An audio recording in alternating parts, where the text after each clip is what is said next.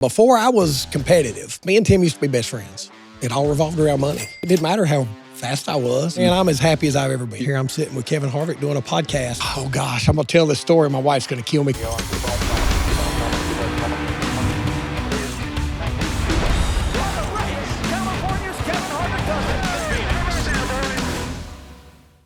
Welcome to Kevin Harvick's Happy Hour, presented by NASCAR on Fox. And today we have a short track legend in our seat over here, Burt Myers. Thanks for taking the time to make the journey down here to be in studio. Yeah, it's my pleasure, man. Thanks for having me. Yeah, well, we talked a little before the show. We've tried to kind of mix up our guests on the show to really help the I guess everybody who watches the show understand more about the grassroots system of our sport. And for you, it's a livelihood of what you've done. Just how did your journey start, as far as your family has a deep tradition in short track racing and NASCAR racing and well tied to the sport. But how did the journey start to get you in the driver's seat? Well, you know, it's cliche, but the old saying is not if I race, but when I race. Yeah. You know, I knew it was coming. And I guess the first time I drove, my dad bought me a Datsun 510 four-cylinder. Oh, my gosh. Right? So it had to have a new body put on it, and I can remember being sunburnt. I'm talking 16, 17 years old, and I can remember my face being burnt from tack welding the new body on. And I mean, that's just... Live that. You know, yeah. So, but I mean, that's what we had to do. If I wanted to race, that's what came next. And I ran a season of four-cylinder at Bowman Gray, and I ran Caraway and a few places like that. But the same, I guess, sort of the same path that Slate is taking right now is it was easy for me to get into the modifieds because that's what we had. Yeah. And that's what we were doing, my dad was doing. So the very next year, my dad built a car, and building a new car back then was a little different than building a new car now. Like when I say we built a new car, I'm talking about chassis, we built the chassis, we built the body. And then you took parts that you had laying around, excuse me, to put together. So we put a car together, and he didn't like it. He drove it a couple times and didn't like it. And he said, if you want to run this car, there it is, but you're going to keep it up. And I remember at the end of the year, I had to take out a loan to pay the tire bill off. Really? Yeah. So that's kind of how it started. And then I guess the rest is history. It's evolved into, what is it, 28, 29 championships? Yeah, I think so. Total, yeah. And so you've built this legacy, and you've continued the family tradition. You're going to pass that on to Slate and the things that you guys are doing. It's obvious that, and fun. Yeah, as a dad is fun. Yeah. And I think for me, it's been as much fun in racing. But did you ever settle into it's a business side of it? Because for me, it took Keelan to start racing and going back to the go-kart track to remember why I loved racing. So I'm not quite, as far as that transition with Slate, I'm not, that wasn't it for me. Yeah. What was it for me is when I drove for Philip Smith. I drove for my dad. Okay. First of all, I drove for my dad. Well, my dad, let me just back up. So when I first started in the modifieds, my dad was still driving his own car. Philip Smith was driving his own car. So when my dad, Philip Smith, decided to retire. So when he retired, my dad started driving for Philip in the one car. So when my dad moved on to drive for Philip, I drove for my dad in the four car. So then my brother comes along, he's racing a little bit. My dad decides to retire. Philip says, I want you to drive for me. So now I'm in Philip's car, the one car. My brother moves to the four car. So that's kind of how it all started. Well, I think I'd always known in my mind that I wanted to own my own stuff and drive my own stuff. And when you build it, it's hard not to be as meticulous. And so with this whenever I was driving for my dad, it was a little different because it's your dad. Yeah. So then I start driving for Philip. Well, Philip's got a car. So then we put a car together. So I'm putting it together, and I've got all the sweat and all the blood and all the hard work in it, but Philip's paying the bills on it. I said, man, I want to own my own stuff. So in 2010, unfortunately, Philip's wife got breast cancer. And he said, I just don't know how much more I'm going to be able to do. I said, if you'll let me take it over, I'll do it. I'll do it all. And Philip's still heavily involved. Yeah. And I think then kind of when it started transitioning, and then when me and my wife Kim got married, and you write the checks out of Burt Myers racing account. Yeah. And I race for a living. I'm one of, if not the only Southern modified racer that races for a living. And I'm blessed to be able to do that. But at the same time, there's a lot of responsibility because it's not just as much fun anymore. Yeah. We got to perform because we got bills to pay. We got checks to write. I think that's kind of when that transition took over for me. Now that I'm still racing. So even though Slate's racing too, it's not, I haven't made that transition because I haven't quit yet. Yeah. I'm not ready to quit yet. Yeah. So, and how old are you? I'll be 50 in December. Oh man, we're the same age. I'll be 50 in I knew we were December. right there close, yeah. It's interesting because as your kids get older and they start, you just think differently. Yeah. And when you own your own stuff, I started off kind of the same way. We had our own stuff, built it with Dad, banged heads and went and did my own thing. And now you're back and we had our own go-kart teams and things. And then, you learn a lot about what it's doing. But, I think that the interesting part with the family piece of it, having it for so long, you have your brother involved too. Yeah. Oh yeah. And you guys battle it out on the racetrack. And so is there any point where it's been like little bit of family tension because you're running into each other? Are you guys good at solving those problems? Believe it or not, there was only one time I can remember that we butted heads. My dad was still driving for Philip. I was driving for my dad, and then my brother was also driving for my dad. And we had a race at Caraway, and Jason will argue this. I pinned him in behind a lap car, and he made it 3 wide instead of taking his medicine because I pinned him in and ended up causing a spin or whatever. Did you both wreck? I think we both got turned around or something. Yeah, and I remember calling him a squirrel. I said, "You're a squirrel." So that's really about the only time. Believe it or not, as long as we've been racing, and we do go head to head at Bowman Gray every week, and now with Slate, there's 3 of us.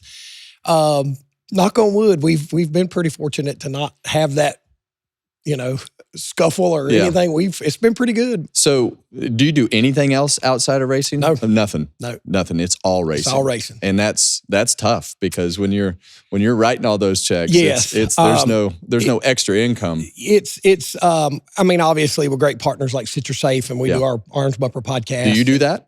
Do you sell all the sponsorship and you do it all? Yeah, that's awesome. Yep. So I acquired Pinnacle Financial Partners last off season. They came on board at the Clash and then stayed with me through the modified season. So yeah, that's basically I have to kind of do it all. The way I look at it is like this. The difference in me, and I guess what drives me is there's times that my wife will say, there's X amount in the racing account. Yeah. Well, if I want to keep racing, I have to go hustle and you're right. We have to make it happen. Right. And so you mentioned the Cup race.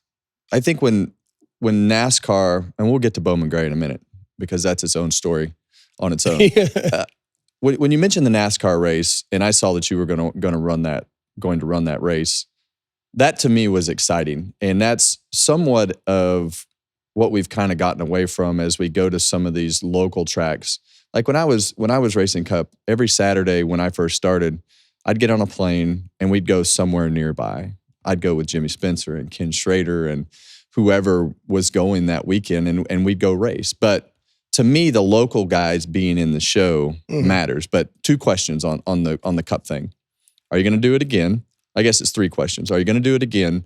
But what was the reception from the locals about the Cup race? Because and you being in it, but what was the overall perception of what they thought? Because it was a way better race than I thought it was going to be. Yeah. I know there's a few questions in there. Yeah, on that point, I even said it with Joey Dinowich on our thing last week, our podcast. I thought the race would be terrible. Yeah. I said the track's green, big heavy cars. It's going to be hard to pass. And the racing was actually really, awesome. Really good. Yeah. It really was good. As far as me doing it again, I'm trying my best. I'm working hard, and obviously I want to do it again. Yeah. It's just a matter of logistics and trying to put all the pieces of the puzzle together.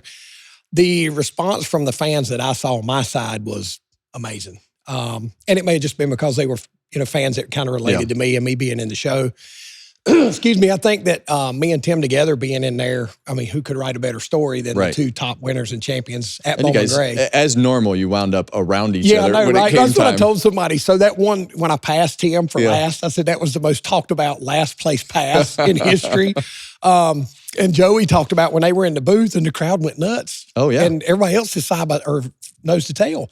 And they're like, what's going on? He said, Burt and Tim. So it's pretty cool to be able to be a part of it. And to back it up with going to Martinsville and getting to do an actual points race. Yeah. It's like I said before, I know I don't have a Cup career ahead of me. So any boxes I can check at this point in my life. Yeah. It's just a bonus for me. What was it like to drive it? Well, I mean, what did you expect? I talked to you a little bit. Yeah. I talked to you a little bit on Sunday. I think that there was a point where we had to get the car where I could make changes in the seat that mattered. So me making changes in the seat and the car not being what it needed to be, it was for nothing. It didn't affect anything. And one of the things I took away from it is what you told me about my braking. You asked me if I was braking it like a modified, and I was. But when I went back and tried it again, without the car being where I needed it to be, it didn't really matter. Now, when Tony Jr. kept tweaking and got the car better, I was like, man, this is pretty good. We're actually pretty good. I was expecting it to be, I've driven a few late model races here and there, and they're just lethargic. That's the best way to compared to a modified. But it wasn't that way. It had good horsepower. It had grip. I mean, it was really a lot of fun to drive. Yeah, and when you look at Bowman Gray, you think bottom of the racetrack, and all of a sudden those Cup cars started moving into that second groove. It's like, oh, there is a second groove at Bowman Gray, and they didn't put anything on the racetrack. No. They don't really put anything on the racetrack anymore, do they? So I think that was probably the biggest surprise of the year. It was cool that you guys were both in that race because of your history at that racetrack. But I think it was way cooler that it kind of knocked the stereotype of Cup cars can't race at a quarter-mile racetrack and put on a good show. But it was a good show. Yeah, it was a really good show. It didn't snow, so we can pass on on our 100 lap nights we draw, and then we have the choose cone. Yeah. So there's a night you qualify on the pole, you draw dead last. So you have to make the outside work because you can't just bulldoze your way through the field, or you end up, pissing people off, and then they're going to retaliate. So I had to make a career of trying to figure out how to pass on the outside. So it was very refreshing to see the Cup cars running side by side. Yeah. So Bowman Gray, that's really, it's the biggest mystery to race promoters in the whole country, right? Because of what it is. I've been there one time. Obviously, I watched the Madhouse episodes and everything that I wish you guys would still do because it was exciting and entertaining. It was fun. Entertaining is the key word. Yeah, entertaining is the key word. And you witnessed it from a young age of what Bowman Gray is. But what's it like to be in the middle of all of that? Because it's feuds, it's competition, it's weekly happenings, it's fans flipping you off and cheering and all those things above. You've lived your whole life around that. So what's it like to live in the middle of what I would call somewhat of a soap opera? It is. So I tell people, even when the racing's not good, you will be entertained. Yeah. Okay. And so that's why I say entertainment is the key word. And I think the formula that Bowman Gray has created is a formula for entertainment. Yeah. The draw races, the inverts. You're racing around a flat quarter mile. It's around a football field. Yeah. So when you qualify last and draw first, and I qualify first and draw last, when I get to you, something's got to give. Right. And so they know that. Kevin, I think that I just sometimes don't realize it because I'm so used to it. Yeah. I'd mentioned this on the podcast last week that I've seen drivers who are, great drivers who have won all over the place come into Bowman Gray and they kind of have that look of awe, like, oh my gosh, man. Yeah. And I'm like, it's the fear of Bowman Gray. It's the fear of getting out. I guess. In case they piss off one of the locals. But I think it's just, maybe I do take advantage of the fact that I don't realize it is a spectacle. It really is a spectacle. And when you think about we call it's 30 minutes from anywhere. There's a full field in every division. It's $12 a head to get in. You can bring a bag of snacks and a cooler in, and you get paid cash at the end of the night. Yeah. Maybe that's the winning formula. That's the winning formula. But Bowman Gray is one of the few tracks that really doesn't even have to advertise. They used to have one little clip in the Winston-Salem Journal. They have one little square ad in the paper because they didn't have to because everybody knows about Bowman Gray. The Madhouse show obviously did a lot for getting national attention. But the thing I always said about that is there's thousands of drivers across the country that are in the same shoes I'm in. We were just fortunate enough to be on TV. But that was fun. I wished that hadn't ended. That was really cool to be able to do. And Bowman Gray's been, kind of in the fabric of the NASCAR system for a long time. And I think it's, when everybody has really started to try to figure out how to re-engage those grassroots fans, I don't know how many of those people actually go to a NASCAR race. But I mean, a lot of them left after the modified race last year, and went on and didn't stay and watch the heat races and qualifying. So, that is the show.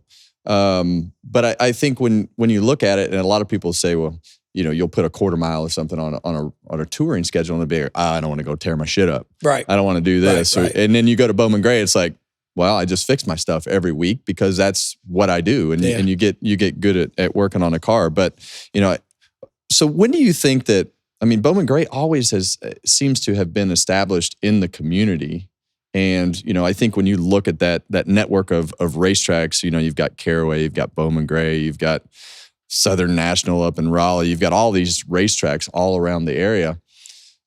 Is the short track system broken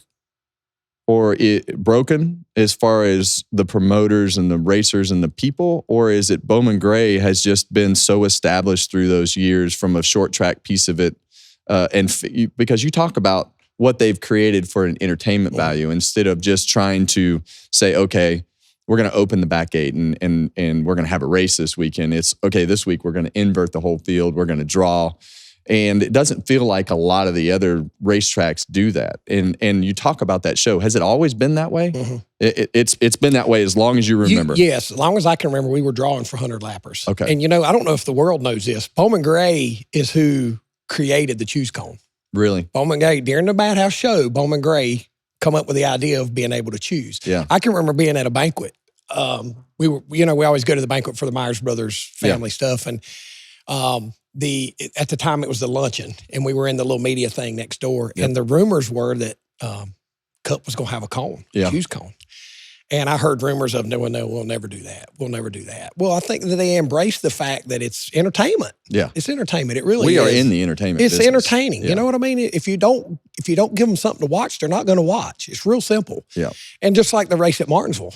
The race at Martinsville, the last 30 laps, 40 laps was some of the best racing you'll see. Right. Side by side. Yes. Guys leaning on each other, but still respecting each other. That's what we do every weekend. Yeah. It's full contact. It's full contact. And how many of the announcers are saying, oh, this is my favorite race of the year. This is my favorite race of the year. We do it every Saturday night. Right. So I will say, when you asked me about Bowman Gray, this just came to me, like what it's done for me. Bowman Gray helped me whenever I went to another track. So if you can just imagine when you're at Bowman Gray, how keen your senses have to be. Mm-hmm. Your closing rates, your throttle, your braking, everything happens so fast. So when I go to a half-mile track, my brain is working twice as fast as my surroundings because I'm so used to the close quarters of racing at Bowman Gray. Yeah. And I think that helped me. I think it helped me when I move away from somewhere else. And I go somewhere and there's a wreck up here, it's like it's almost in slow motion because I'm used to it happening so fast. Right. So that's one of the things that I think racing at Bowman Gray's got a terrible reputation when it comes to certain things. People say you go to a fight and a race breaks out. Yeah. Okay, well, that's because you did 100 great things and the one bad thing is what made YouTube. Yeah. And I think that's a part of the entertainment part of it. Yeah. And you talk about those I'm going to call them, you said fights, but I'm going to call them rivalries. And this is just a question for the fans because I think I know the answer. But is your biggest rival, has it always been Tim Brown? Yeah. Well, back in the day, so Junior Miller back in the day was him and my dad went head to head. Okay. And I can remember watching Junior basically bully everybody around. Mm-hmm. And I don't know why, maybe because I was a young punk, I just got it in my mind that I'm not going to let this happen to me. And I didn't. And it cost me about 4 championships and a bunch of money because my goal was to stand up for myself and not be bullied around. Yeah. Once I got competitive, it was Tim Brown. It's been Tim Brown. We've got 23, 24 championships out of the last 27 years between us. He's got 105. I've got 102 wins. The next active driver is my brother at 44. So if that gives you an idea, and I'm not trying to boast by any means, it just tells you the history and how long we've both been doing it, and we've been able to be pretty successful at it. And when you, my rivalries off the racetrack, some of them were, I'm not speaking to that guy, and I just want to, every opportunity I get, I'm going to put him in a bad spot or whatever it is. Has it changed through the years as you guys have gotten older? Yes. So Now, I don't want to ruin anything for the fans to show up next year. No, well, I don't think that's not a threat. But me and Tim, a lot of people know this. Me and Tim used to be best friends. This was before I was. I didn't know that. Yeah, before I was competitive. Him and his ex and me and my ex would go ride go-karts, go to eat, go to movies, go golf. Like, we hung out. We were really good friends. Huh. But when I started getting competitive, obviously, the nature is that's going to kind of fizzle out. And I always, the one thing I can say about Tim is I respect Tim because of how much he puts into his racing. Yeah. It's his whole life. And now, to a fault sometimes, I think you have to be careful there, especially when you get our age. What's really important. Now, on Saturday night when I put my helmet on, there's only one thing I can think of that's important is that's go shuts win the this rest race. of your brain off. It does. It really does. And then you hear people say that. When he puts the helmet on, he's a different person. Yeah. When you get our age, you start thinking about away from the racetrack. You know, was what I did or what I said, was that really important? And so I think that's affected us just a little bit, but YouTube has as well. Yes, YouTube has. At least with my son. It's like, Dad, why'd you do this? Yeah. So let's talk about that. So it's funny. We were at the trunk or treat at Triad Baptist at our church, and this couple came up, didn't know the first thing about racing. And she saw the name on the side of the trailer, and she's asking questions, and the dad, and, I'll look you up. I'm oh, boy. Yeah. Oh, boy. Yeah. So that's the one bad thing over the 100 good things is always shows up. But you know what? I've always said this. The things on YouTube that make me look like an idiot at the time, I can't. Yeah, I did it. Yeah. I did it. They didn't manufacture that. Nope. And so I learned from it. And I think with you and Keelan, you probably the same way with me and Slate is, all right, you see what I did here. Let's don't repeat this. Yeah. So yeah, it definitely leads to some interesting conversations because you're like me. You've been there, done that, right? And you've done a lot of wrong, but that's what's led to the great moments. Those bad moments, people ask me all the time. They're like, well, what if you'd have, left RCR earlier and gone to, SHR, Gibbs or Hendrick? Or I said, I just don't think I'd be who I am without going through all those moments of looking like an idiot or running bad or running good or whatever it was, because you mature in life, but if you can go through those moments and have to deal with the adversity of all those things, it just makes you a better person. If you're willing to learn and progress, in life, it makes you a better person. I agree. It sucks when they pull it up on YouTube, but you can always say, well, I learned from that moment. So is there any good stories like after the race? What's the best story, the best war with Tim Brown after the race with the crews and people? And I don't know. Is there one that sticks out? Me and Tim never really. There's been a few times like post-race stuff with me and Tim, but not for the most part. Yeah. There was a lot of stuff with Junior Miller back in the day. Yeah. Some brawls and some one of his fans tried to walk out in front of my truck, was beating on my hood. I mean, it was one of the crazy thing about that is we had gotten into it that night. And I'm like, look, let's just get out of here. So we load up. I'm backing up to leave. Well, at Bowman Gray, when all the races are over, the fans can come down to the pit. So I couldn't get out of there fast enough. And she walks right out in front of my truck, like daring me to run over. And she starts beating on my hood. And there's a chance that my foot slipped off the brake just a tad and maybe rolled a couple inches. And she wanted to take me downtown, and they wanted me to come downtown Winston-Salem. And I said, well, just so you know, I'm driving this truck with the dually and the trailer and everything else, and I'm going to bring about 30 witnesses with me to, and they're all right, we'll forget about it. Yeah. There's so many of that stuff, Kevin, that doesn't even register anymore because it felt so normal at the time. And that's how, I remember when I was growing up, like I used to sit in the grandstands as a kid, and you'd be sitting up there and there'd be some controversy on the racetrack. Next thing you know, you'd see a swarm of people in a fight. And when I turned 16 and got in the middle of all that, I mean, you can come up with, I've had death threats of wrecking people on the racetrack, and people go pee in a cup and pour it in your seat. And I've never had that. That's pretty rough, man. That's well, I grew up in Bakersfield, California. So it wasn't as rough as Bowman Gray on the racetrack, but it was pretty intense. And I think that's what gets those fans to come back. So you've gone through all the stuff with the competition at Bowman Gray. Was there ever a moment where you went and said, okay, I want to go drive late models, or I want to go drive a truck, or try to take a different path in your career? Absolutely. And it all revolved around money. Yeah. Every bit of it. I got invited to do a test for Roush in 01 at Lakeland, a truck test. And now, was that part of the Gong Show stuff that they were doing? No, or I think just an individual that was just test? an individual test. Okay. I think this was after that, maybe. My dates are kind of fuzzy, but that was in 01. And it was me, a late model guy, and a girl that was running late models. And I was within 2/10. They brought Mark Martin in. I just told this story the other day. They brought Mark Martin in, put a set of stickers on the truck. He goes out and runs a 21.52. He runs 10 laps. He comes in. I get in the truck. I run a 21.71. I'm thinking, man, all right, it's Mark Martin. Hey, man, you know. And I'll tell you, I'm not at this point in my career, I can tell this. I was the best of who was there that day, and I was really happy with how I performed. And it just tells you a little bit about the industry, maybe. I talked to a friend of mine later who said he ran into the guy, one of the guys that was there representing the team. And he said, I think my buddy Burt Myers tested with you guys. He said, oh, you mean the cowboy that showed up with the open face helmet, no head and neck restraint?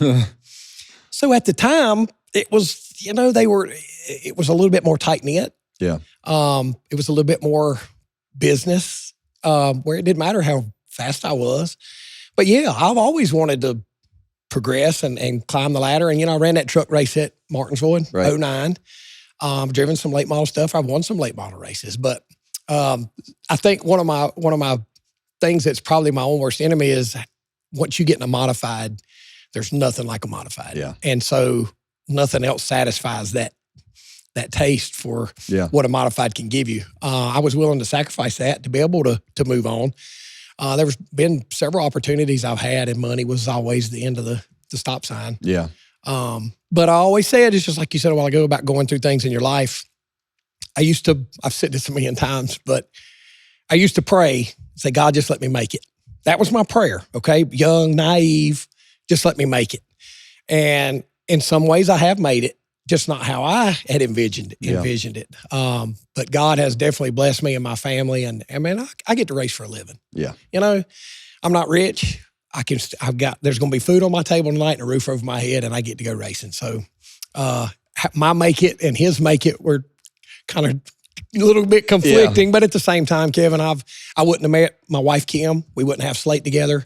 There's just so many things that guided me that I didn't know what was happening at the time. But here I'm sitting with Kevin Harvick doing a podcast. You're I'm happy. A local modified guy. You're happy I'm as happy as I've ever been. You're happy doing what you love to do. I'm happy as I've ever been. And, especially in this part of the country, you're one of the few in the modifieds, but I stand in that late model stock garage and I look around, and there's a lot of people that their teams itself, there's not I love Ryan Millington because of the fact that it's just, he's over there just digging on his car all the time. He's got two guys there with him, and they're putting the thing together. And that's, you see that in this part of the country, people that are maybe not doing it for a living, but you're capable of doing it yourself. Right. If you had to, right? Yes. Right. And, our late model stock championship happens to drove for our team, Landon Lewis, this year.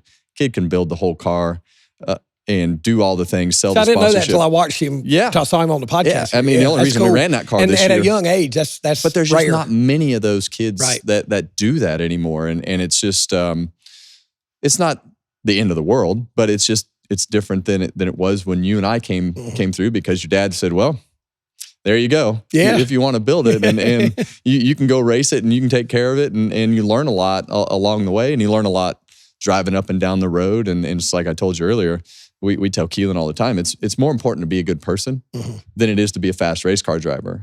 Because in this sport, you have the ability to learn about life. It'll teach you a lot of things about life. If you want to learn how to balance your checkbook, I had a checkbook when I was in the 4th grade because Dad said, all right, you're going to know how much this costs, so you're going to handle the checkbook. But there's so many things that you can learn about life in racing, even if you don't make it. And just that drive and passion and all the things that come with it. When you watch racing now, do you watch any other forms of racing? And if so, do you watch F1? Do you like F1, NASCAR? What do you like to watch when you're not racing? Or is it just flow? I like, honestly, I'll be the first to tell you, unless I win or perform very well, I probably won't watch the replay. Yeah. I just... I'm the same way. And maybe that's a good thing, a bad thing, I don't know. But that's just because I put it behind me, and you learn from it. But at the same time, why do I want to? Why do I want to watch a loss? If I just stuck my toe on the hearth, why would I want to go do it again? Right. So, I watch Truck and Xfinity and Cup when I can. The Martinsville race, like I said, was pretty entertaining. The trucks really put on a good show. But I'm so old school that I don't know a lot of these drivers anymore. Yeah. The Earnhardts and the Elliots and the Wallace and all that. And then even when you guys, there's not many of guys our age that are doing it anymore. They're all, Denny's 44? Yeah. It won't be long. He's going to be done. So, you're looking at 20-year-olds that are out there doing it. And sometimes that's hard for me to relate because I am so old school when it comes to that mental thinking. But at the same time, I appreciate what they do for the sport and the show that they do put on and the talent that these kids now. I think a lot of it we relate to, and you've probably been there. You've been on a road trip and the kid's in the back seat and you hand them a phone or you hand them an iPad. Just here. Well, guess what? At 3 years old, they know how to navigate an iPad. And then they're playing these video games that have 18 different buttons on them. I remember the Atari that had the joystick with the knob. I had it in television before the Atari. Okay, well then you got the PlayStation that's got like 5 buttons. That's what I can do. And I can remember Slate one time playing some kind of video game and he's like, here, you try it. I couldn't do it because there's like 18 different buttons. And I think that these kids now are so prepared, they're mentally prepared, their hand and eye coordination at such a young age. I think that shows up on Sunday on the racetrack. So when did you put him in? When did you put Slate in the car for the first time? So Slate ran when he was 5.5, I think. He did one season of go-karts. He drove Luke, Philip's grandson. He drove his go-kart for a season. He said, what do you think about this? And Slate loved it. That off season, Slate gravitated more to basketball. He loved basketball. And I always said I wasn't going to be the dad that pushed him. Yeah. When he got around about 12 years old, I decided in my mind, and I talked to Kim, I said, what if we push a little bit just to see if he's interested or not? Mm-hmm. And I don't know if I should tell this or not, but we went to Caraway and a guy wanted me to come shake his modified down. And I said, hey, can Slate just kind of ride around, make a few laps? And he let him. And I think that's kind of when the light bulb went off was, hey, this is pretty cool. Were you nervous? Not a little bit, but not terrible. I don't know why, but it doesn't really bother me.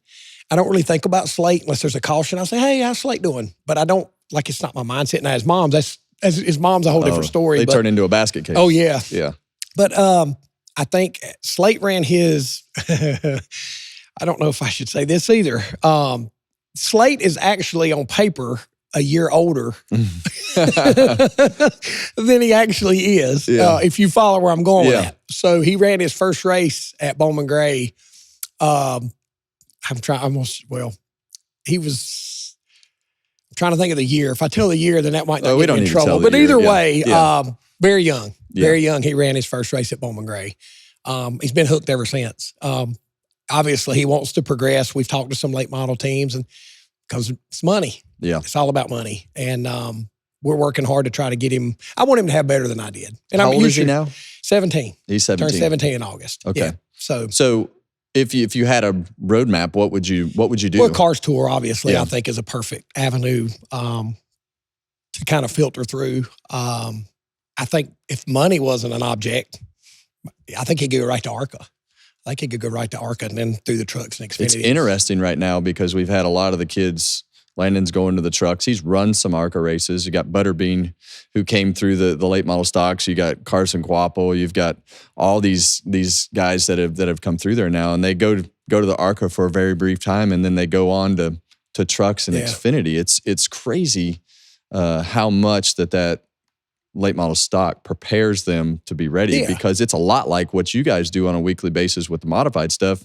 It's the most competitive thing in the country to race from a late model standpoint to prepare them. And I think that it's like you said, they're so prepared because of iRacing and the generation that they live in. You hear all the fans say, wow, he's too young or he's this.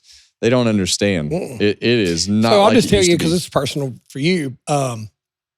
Keelan's 12 years old. He ain't got no business in a race car. Yeah. And he just won a race. I say, well, you try it. Yeah. Now, I'll be the first to tell you I'd love to drive that 62 car. Yeah.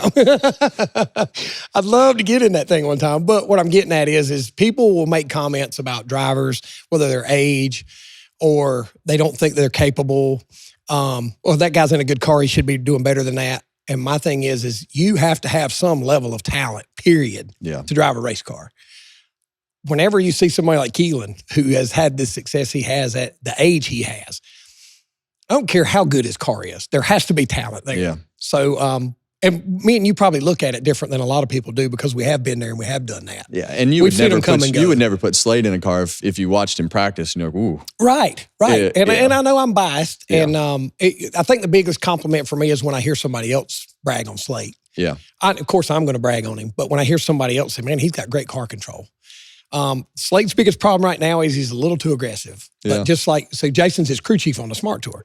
And he said, I'd rather have a driver that's too aggressive than not aggressive enough. 100%. To rein them back is a lot easier than to try to kick them. Yeah. And Slate from day one, when he was running 602 mods, just overdriving the car. And I'm like, man. So that's when we went right to tour mods, because you can hustle a tour mod a little better than you can a 602. But Cars Tour would probably be our next step if that door opened. Yeah. Well, that'd be great. That'd be a wonderful addition to the be Cars a good story, Tour. It'd be a great story.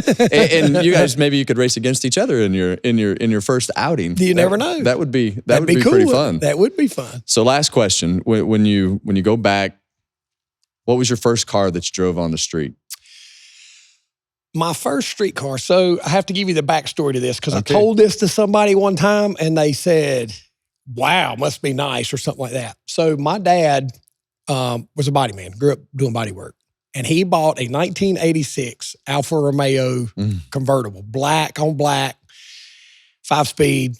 And it was hitting the side and he fixed it. My mom drove it for a couple of months. And when I turned 16, they gave it to me. So it was pretty cool. Yeah. Riding into school with fresh license, riding around in a little black convertible Italian sports car.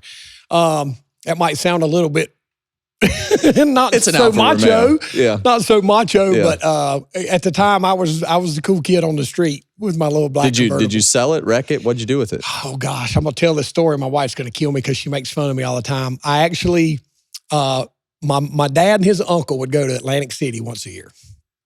Whenever the kids and whatnot would get old enough, when you turn 21, they take you to Atlantic City. So it was my turn coming up, and I was broke. And I'm like, man, I want to go to Atlantic City bad.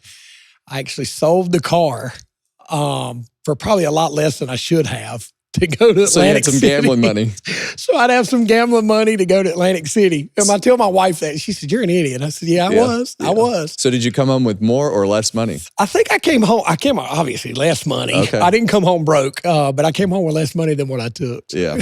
Well, isn't that how gambling goes? Yeah, that's exactly how it goes. That's why these casinos don't look the way they do because people win all the time. The lights burn for a reason. Yes. And that's because they are making money. That's right. Well, Burt, I appreciate you taking the time today. Man, it's been fun. It's fun to introduce the fans to people that have been such an integral part of the short track system, and you've been a great person to fill one of those roles through the years, and very entertaining to watch. But you're still doing it, so good luck with the rest of your racing, and have fun with it. Thanks, man.